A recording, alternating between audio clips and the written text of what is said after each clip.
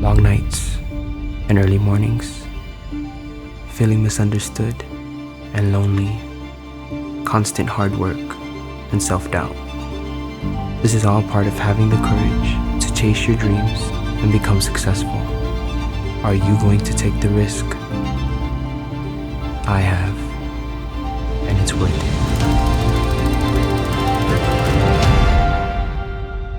Don't be afraid to take risk and fail. These are the experiences that will help you grow and evolve into a better version of yourself. Start today, be better tomorrow.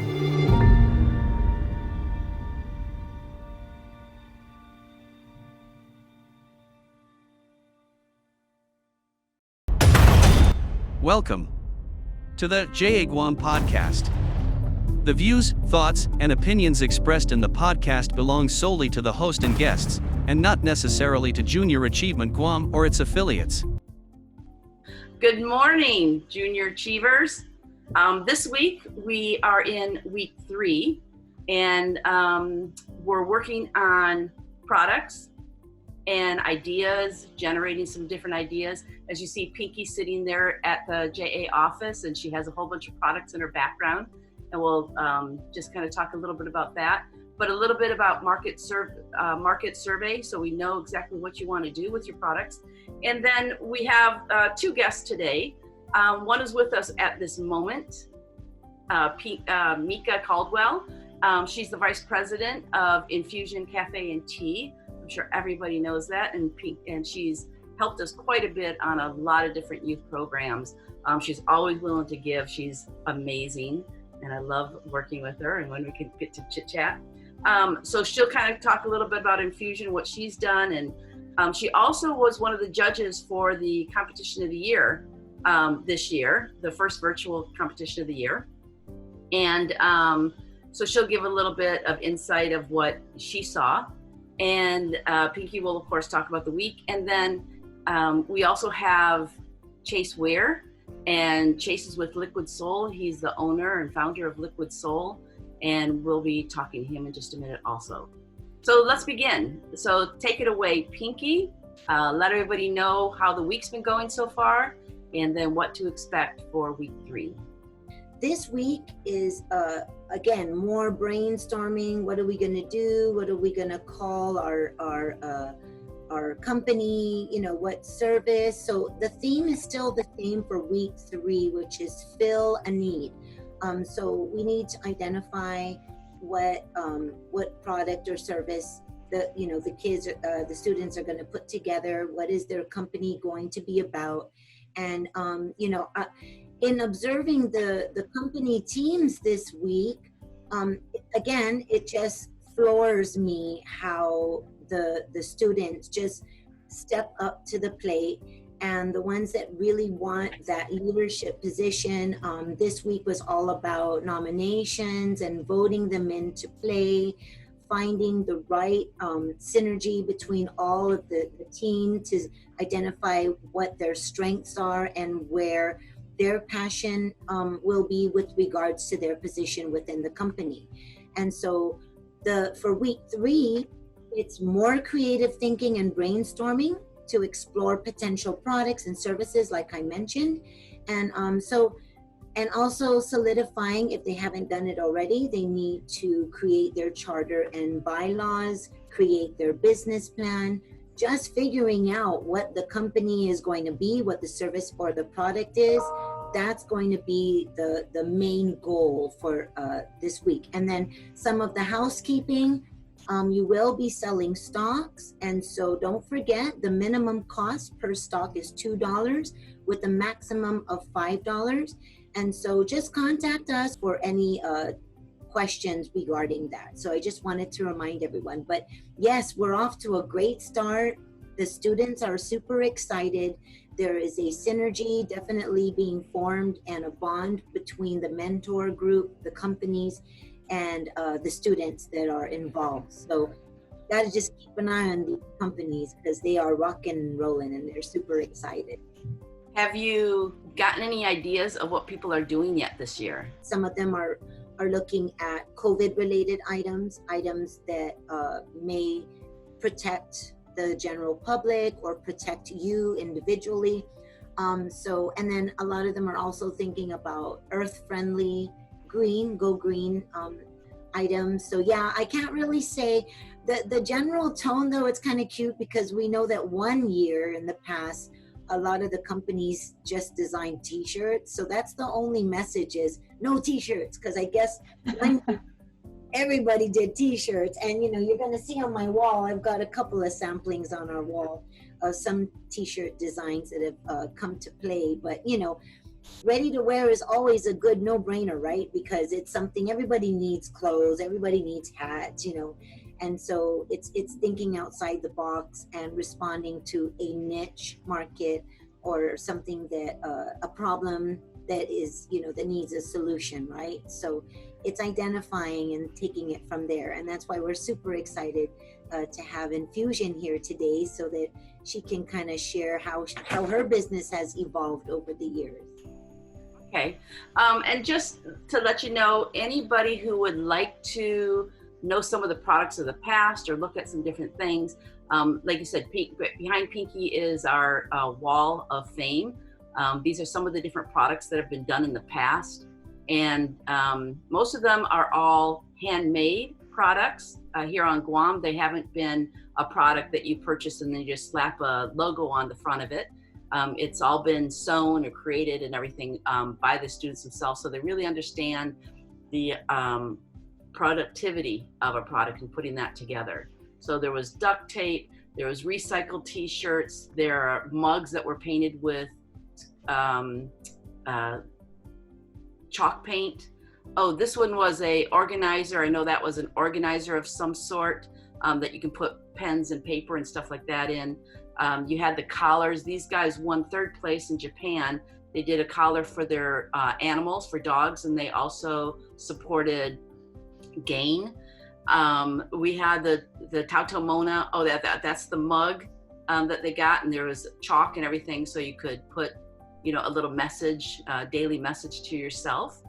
Right behind you also is the Tauto Mona bear, and that was a bear, and the group that did this one, I know it was sponsored by Gresco. It's called the People Company, and that was really to support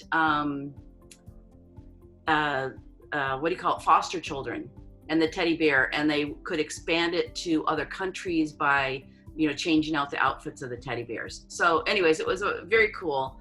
Some really cool ideas, and again, they made little just recycled material to put their chalks in and stuff like that. Okay, thanks, Pinki. Mika, I know you have a ton of experience. I know Infusion's been around. You've expanded and expanded and expanded. You're in Payless. You're have your own locations, because that's where I can stop and get my apple cider vinegar drink, which I absolutely love. They call it Ringo Sue. Yeah, very good. So anyways, you've been doing this for a while. So let's first start about, why don't you give a brief history of your company, how it kind of got started, and then let's get into, just choosing products, because it really started by choosing a product that you wanted to sell, and then you created Infusion from a product, which is, all that. I think it's very cool in that it's one way to stream something, different revenue streams out of one single product. So I'll just have you take it away, and we'll go from there. Okay, well, first of all, half a day, everyone. I think sometimes your best products come about when you're having problems in the company, or maybe stuck in our crazy COVID world right now. But I think a lot of people don't realize that our company actually is a wholesale company, or we started out as a wholesale company, and our corporate name is called Archway.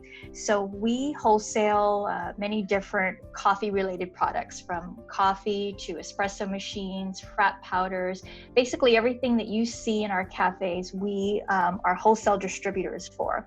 And when I say the product comes out from a problem, there was a time back in, I want to say 2008 2008, when we had a slight inventory problem. We brought in all these different flavors of fraps and different coffees, and we couldn't get enough customers or enough businesses to buy into these products, and therefore we got stuck with inventory. And in a business, when you get stuck with inventory, basically your cash flow is tied up. You're going to start to run out of money at some time.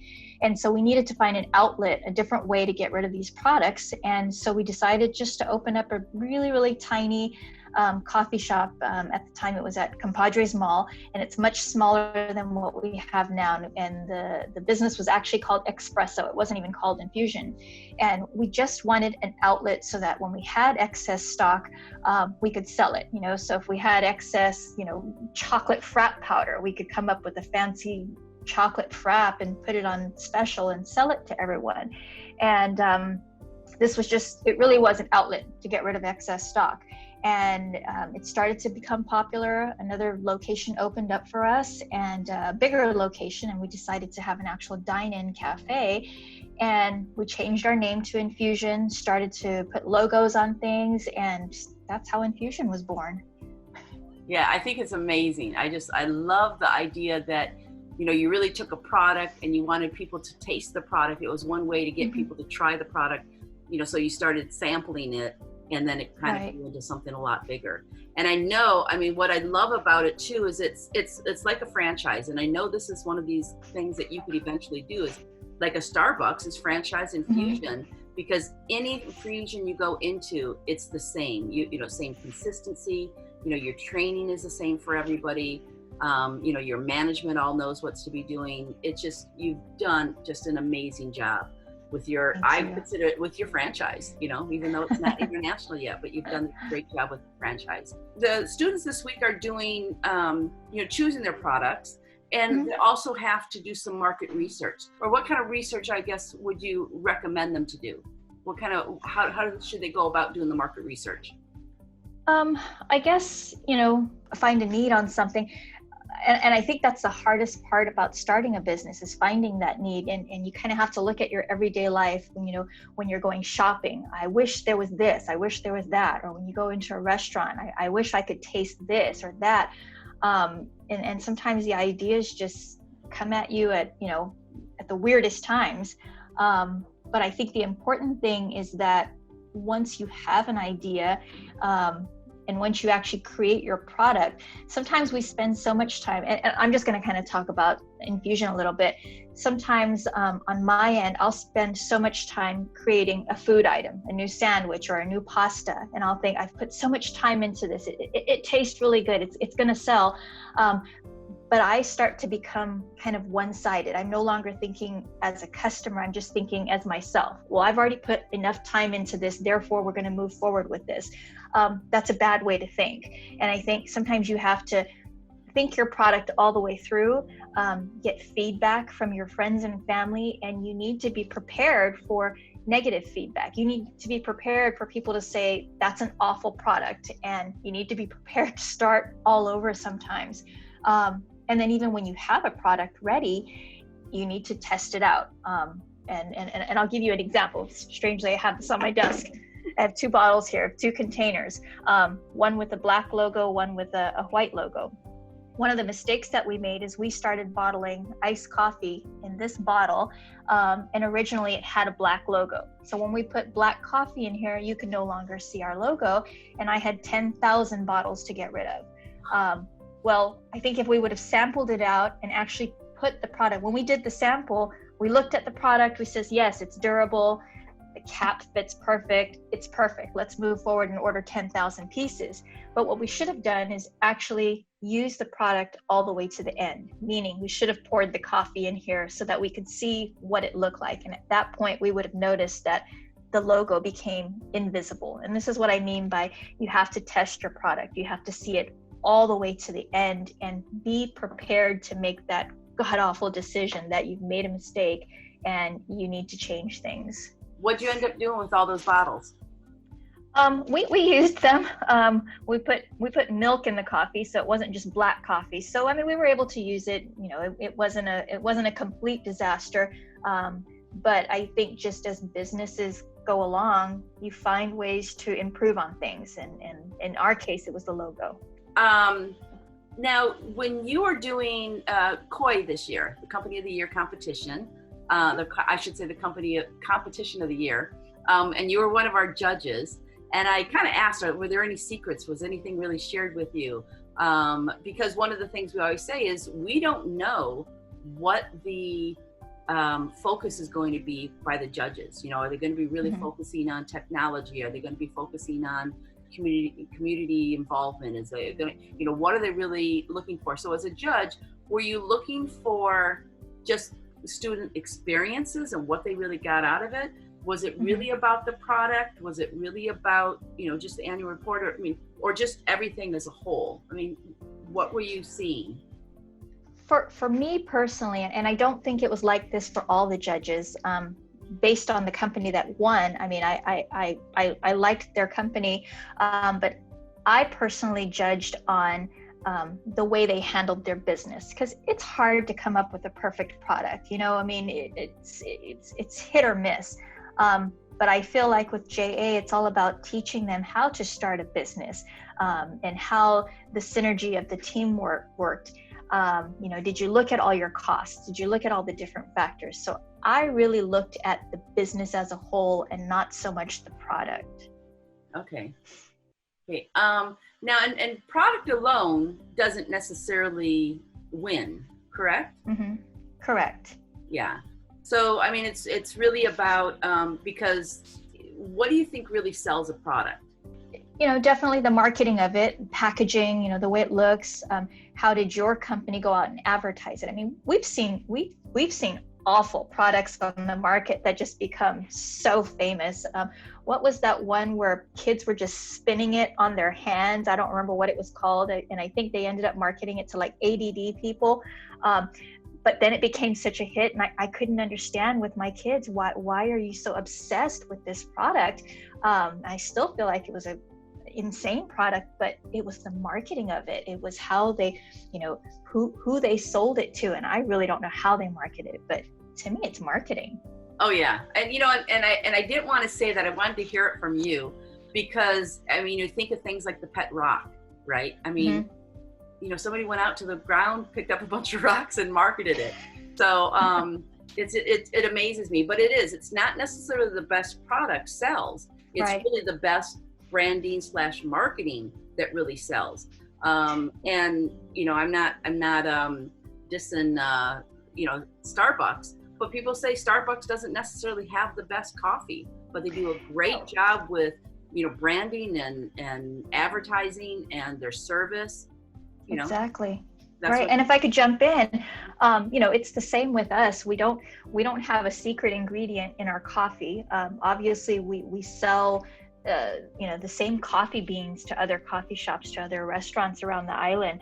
And so we try to focus on all the other things. What are all the extra things that we offer? You know, whether it's loyalty points or our employees, our staff. I feel like they are a product in themselves. You know, I want you to walk into an infusion and be pleasantly greeted, and, you know, love the people who are in there and that are going to talk to you, and not feel like, oh, I can't stand walking into this business. They have such awful people. So it's everything as a whole. Your product is only a small portion of your business. Right. So perfect. Pinki, do you have anything to add on that, or any other questions you have for Mika? Well, I remember too, the I Heart Guam campaign belongs to you as well.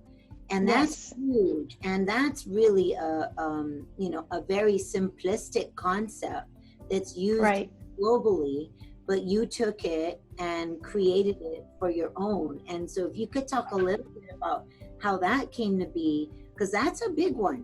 The I Heart Guam. Yeah. My partner was reading up on New York at one time, and I think the way that the logo came out at New York was their economy was in a slump, and they wanted to come up with this feel-good product, such a simple message, I love New York. And he thought, we need to do the same thing for Guam. I mean, I'm not originally from here, but I've lived here since I was 9 years old, so Guam is my home, and we have such a melting pot of people, and we thought it's such a perfect product just to kind of show your love of the island, show your appreciation of who we are, where we are, and just to, we did turn it into a product. It did become a hit with the tourists. It wasn't all about the message, it was about the business as well, but we wanted to do a little bit of both. And for that particular product, we found that the products that sold the best were just your basic products. We didn't want to go too fancy and put all the bells and whistles around our logo. And every time we did that, the product didn't do well. And we found that everybody just wanted that simple, I Heart Guam. Again, just going back to basics, not, not too much frill or fancy, Right. logo or anything. It's like going back to basics seems to be a really good little secret for some companies. Yeah. Keep it simple, right? And now that you've said that, it's exactly what we try to be. Everybody says, hey, why don't you try serving this? Why don't you make this product? Why don't you make that product? You can't be everything to everyone. You need to focus on something and be good at it. And some of the products that I saw while I was judging is they tried to be a little bit of everything. And I feel that you got to keep it simple, and you have to be, good at what you do. Right. I think finding that niche sometimes is really important. And everyone says the smaller the niche, the more successful you are, because that niche will attract other people that want a piece of that niche. And then you can kind of start moving out, right? Because other people will get it. But the more specific you are, the better. So it's really finding that audience. Right. So, okay. Well, we really appreciate you coming on. We'll probably pull you in again to judge, so everyone kind of knows a little bit about Mika and her background, and she has some big expectations, but it's really about the students learning about how to set up a business, how to make it all happen, what you really learn from it, and just connecting with each other, and it's just the experience. And each year it gets more and more, because we always have seniors who join. And I think, man, I wish I would have joined when I was a freshman. Wish I would have joined as a sophomore. Yeah. So, and it's really amazing. You can tell the companies where the students have been in a company before, they jump right back into it. And the advisors are like, wait. And they're like, no, we already know what we want to do. And you got to kind of slow them down. So, yeah. But I really like it. So just to, how to start a business, finding your niche. It's not just about the product, it's about doing a little bit of everything within the business. It's the product, it's the customer service, the business background itself. It's expanding the market of other products that you can add to enhance, your current product. But it's all about how you can eventually scale that product. And that's one of the things we look at. And that's, I believe, the FedEx is one, is how expandable is it? And is it one of those things that you can be shipped all over the world? So those are some of the things everybody looks for. So anyways, we thank you a whole bunch, Mika. We love having you around. We love talking to you. I know I've heard your story, probably 20 different times on different events, and it never gets old, because it is such a success story. And thank you. We find it amazing. Yeah, I just love it. I mean, it's inspiring. So thank you. Thank you for having me, and good luck to you all. Okay. Thank you. Adios. Good luck, everybody. Bye.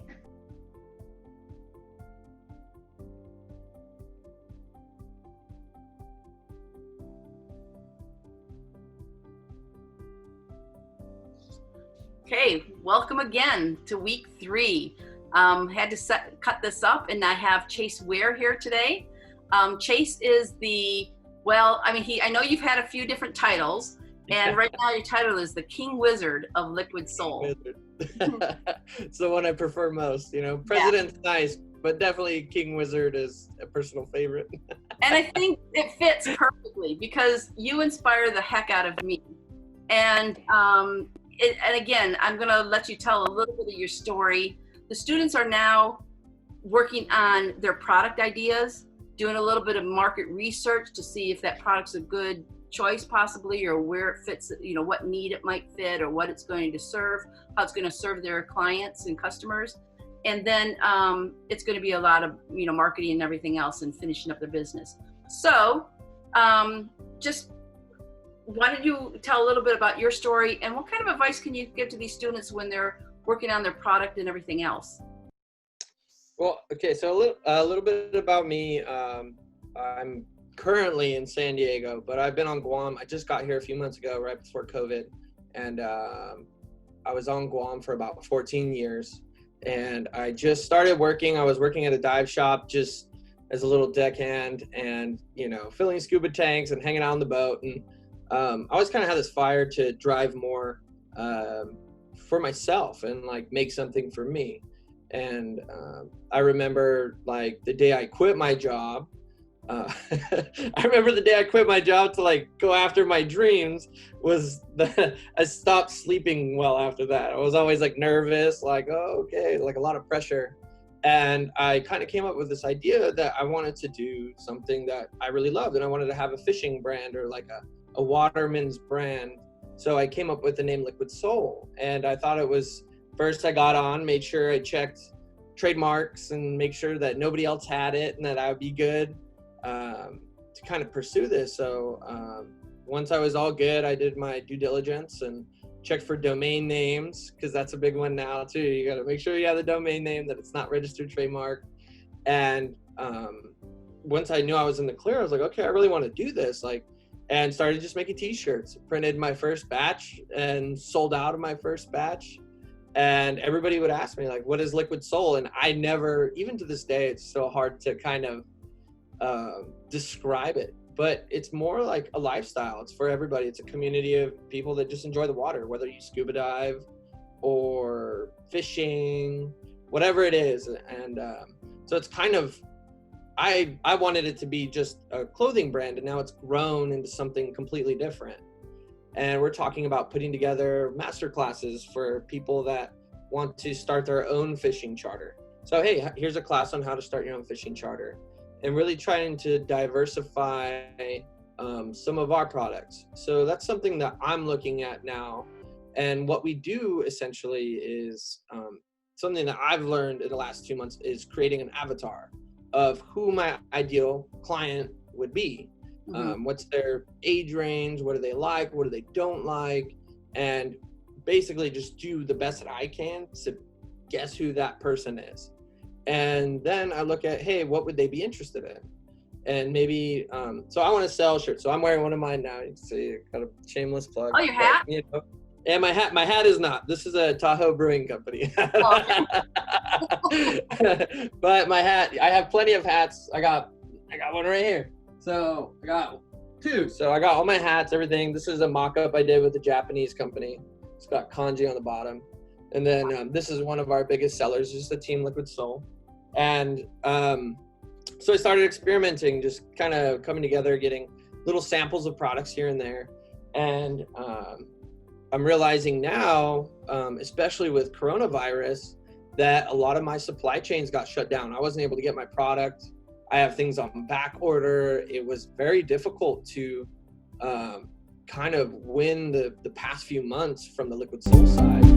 And started doing some research on marketing, what other people are doing. And a lot of people are offering up basically their knowledge in a digital product.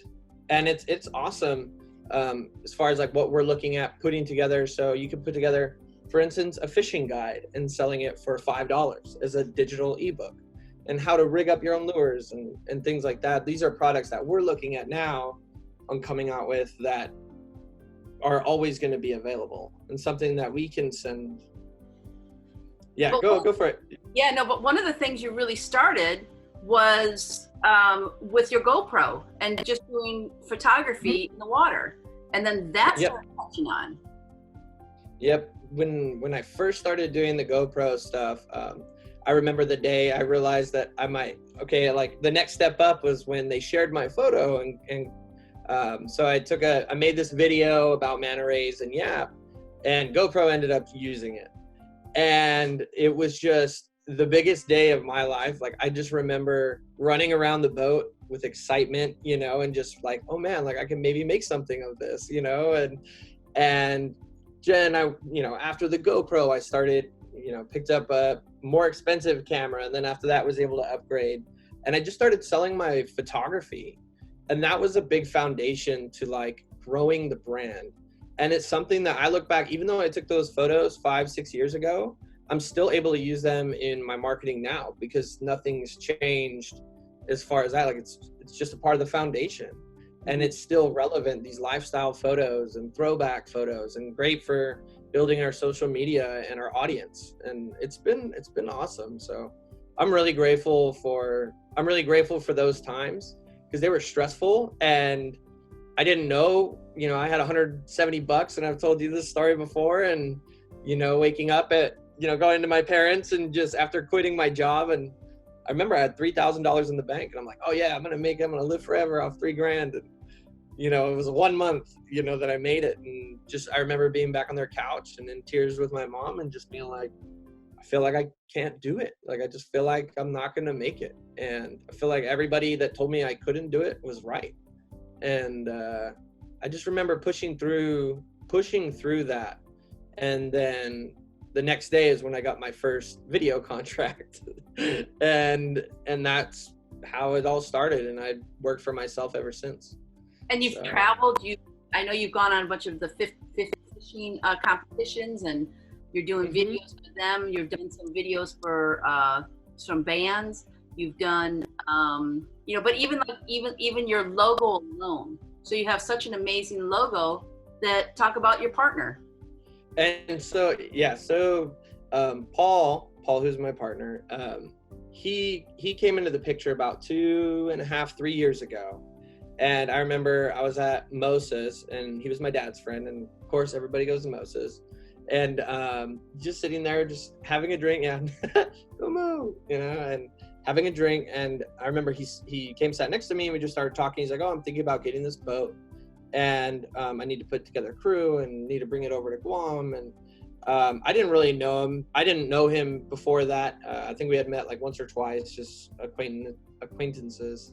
And so I know he was kind of after the brand name. He really liked the name, liked the logo. And I was like, okay, well, I got to fill this guy out. I don't mind working with other people, but it's mine. It's my baby. I've struggled with it, built Liquid Soul. And as we grew, so I told him, I said, hey, he can keep the name on the boat. And, I would charge him X amount a month for it. And that was kind of my business strategy without having any product or anything. Like, okay, he can use the name for X amount a month. And that's kind of how we started. And as we got to know each other more, essentially he's now going to be coming in as a part owner, and I'm super grateful for it, because I wanted to take a few years to learn how to communicate with him, learn how to if our vision works together. Because at the end of the day, I mean, you can find money if you need money, but to have somebody that shares your vision and complements some things that you're not good at, for instance. So he's great at a lot of things. He has a lot of good business knowledge and doing business overseas that I don't have, that I am grateful for as a business partner, because I know he'll be able to lead the charge on that end. And for him, he's expressed to me a few times on having me being more creative is something that he quite isn't the best at. So we kind of complement each other's weaknesses, and strengths. And that's kind of the value, where the real value is in this partnership. And there's no really hidden agendas, and we can talk to each other like friends, and I think that's the biggest thing that I appreciate most about having him as a partner, is just that ability to communicate. Because if you have somebody that is more abrasive or has their own personal plan and it just doesn't coincide, you're going to spend all your energy just trying to get your way, rather than, working together and trusting each other, for instance. So I'm really grateful to have Paul. Yeah, and I was going to say in business, that's probably one of the keys, right? Is that you get, you can get along, you can communicate, you can be open and honest with each other. And it's not about control, it's not about power. It's really about, communicating and trusting each other. And, sometimes it's a little bit letting go and yeah, that's how you get people engaged. You trust them and you help them along. And, like you said, everybody has strengths and weaknesses. So, focus on what you can do and don't be afraid to say, I don't know, so-and-so does it better than I do it. Exactly. And it's funny because now that I was talking about it, it's very relatable to the relationship with my fiance. It's very, hey, when you win some, you lose some, and you just have to kind of trust each other that, that you both share the same vision. And I'm like unbelievably grateful for it. And it's I've come across the right people in my life to help me get to where I'm at. Because there's a whole team of people that are behind me that have helped me in different stages, people that moved away that I don't see anymore, that helped me get through a certain section that I couldn't have gotten through by myself. Yeah. And very, it's very kind of, this is a funny way to look at it, but for me, it's true, is that the universe, if you can really like put yourself in with the universe and pay attention to what's going on around you and be open-minded and trust the right people and feel, everybody's vibes and stuff, it's taken me in the right direction. I've done nothing but trust my gut. I did a little bit of college and I just trusted my gut after that. And that's what I have. And it's gotten me to a place where I've been able to work for myself and live a great life so far. And I'm putting myself in positions to grow for the next step and the next thing. And, have my cake and eat it too. Yeah, I mean, you started this, you started this when you were only 20? Yeah, when I was 19, 20 years old. Yep, something like that. So it was back in 2011. Yeah. So yeah. Let's see. Yeah, actually, I came up with the idea in 2000. So I was 20 years old. And then we got everything, we kind of came up with the whole plan, the ideas, and then solidified it in 2011. Yeah. Yeah. Well, one of the sayings that JA has, and I've adopted for my own business, is let the success of others be your inspiration. And I got to tell you, Chase, that is you in a nutshell. I mean, anytime I hear your story, as I'm watching you and Maddie do your thing, and you keep on expanding, and you come up with different products, and you kind of you're trying new things. You're not just stuck in one area. It's inspiring, and I just think it's amazing. So I really appreciate it.